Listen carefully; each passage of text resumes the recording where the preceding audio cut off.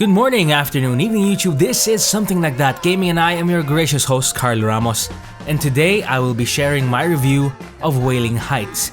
Body hopping through hipster vampires, intelligent zombies, and goofy werewolves, all while giving the player last song syndrome, with its catchy tunes inspired by real-world artists contained within a self-aware engrossing laugh-out-loud comedy. Wailing Heights is a masterclass of strange and familiar. In terms of efficacy, the game itself lends itself quite generously for a comedy like Wailing Heights to thrive in. It is an adventure game, not unlike recent Double Fine and wildly popular Telltale games, where you move around town, solve narrative-driven puzzles by choosing the right piece of dialogue or item to move the plot.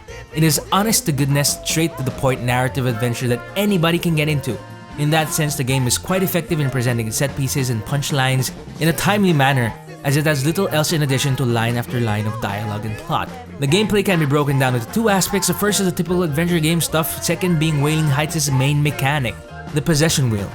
Throughout your conversation with the citizens of Wailing Heights, you get to know a few main characters' love, hate, and name. Combining these three elements will let you possess the character, for which you gain access to their own unique abilities and conversation options. Vampires can turn into bats and fly, ghosts can become invisible, and zombies get to talk to other zombies exclusively in an intelligent conversation. Finding elements to feed to the possession wheel is the main driving mechanic in the game, and it is implemented fairly well. It ties all the puzzles in the game quite nicely, so that in having a goal to find what a character hates and loves, it also serves as a force that guides the player throughout the game without getting lost. In an adventure game, that is one important asset to have. No time is wasted in delivering its story beats through the system. As I said earlier, characters have different abilities that make them unique, which in the player's best interest must take advantage of. As a side effect of these abilities or transformations, players can traverse the town of Wailing Heights much faster than if you were to stay in your default form. That said, if you wanted to go around town in your default humanoid self, then you'll have to deal with a painfully slow walking speed. It's a minor grievance, but it's also a clear way of encouraging you to stay in these forms, in which otherwise could be used sparingly at only opportune times. Sometimes it's just weird to talk to an NPC who addresses you by your blue skin when you're in your brown bat form. The experience, however, is unfortunately mired by weird graphical issues, some bugs and inconsistencies with the audio. One cutscene particularly near the end could have been twice as good and could have achieved its maximal potential if only the audio levels were mastered with more meticulousness. But whatever issues I had initially, particularly a save or two being corrupted, the developers would patch up promptly. It is encouraging to see a developer respond to complaints and bug reports as fast as they did.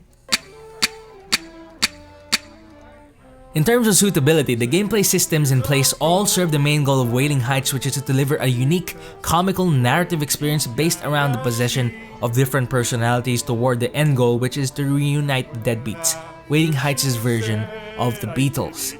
The writing in turn is excellent and exudes a sense of understanding of what makes players tick in response to funny lines. It is quite apparent that the writers went out of their way to deliver as much content and as much personality through the script. The dialogue is all incredibly light, witty, and self-aware, and is quite possibly the only way to present the game with Wailing Heights' story. The comic book aesthetic is both relaxing and fresh to look at. Some story sequences are also presented and animated in a comic book manner with corresponding thought and dialogue bubbles. It really ties the visual language together. One thing of note is that characters' backstories are similarly presented with comic book panels. Despite being very charming pieces of art, it's a shame that they weren't voice acted. I personally don't think there was a whole lot of dialogue and detail there to forego voice acting just to tie everything together.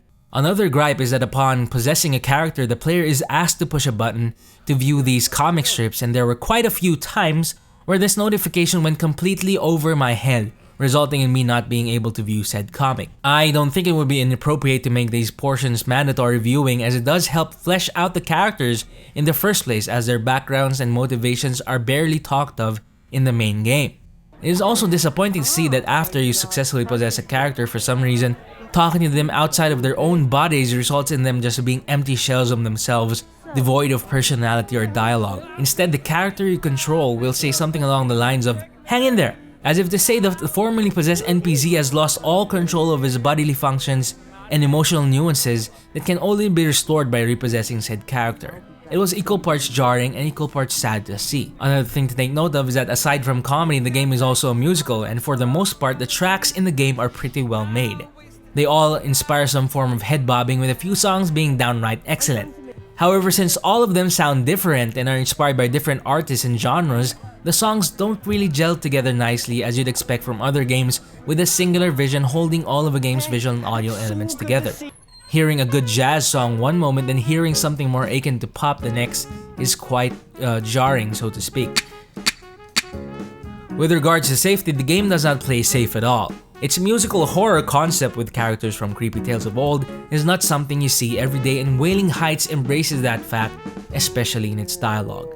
The script is long-winded and can sometimes get long in the tooth because of all the conversation options, given that the dialogue system is not tied to a wheel with a set number of choices a la Telltale games. Also, as is the nature of adventure games, you may be stuck viewing the same conversation options, all in the Irish accent by the way, over and over again in an attempt to find out how to solve your current puzzle.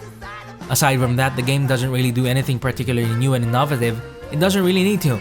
Instead, it bangs on its strangers and hits the ground running. The game currently costs $10 and I believe it has a small Steam discount if you get it now. Considering all the content in the game, the very meaty yet simple 5 to 8 hour story, the amount of care put into the comic book aesthetic and the music, I'd say it is well worth the $10. And that's it for the review. If you like this video and you want more, then please subscribe and I'll see you on my next video or something like that.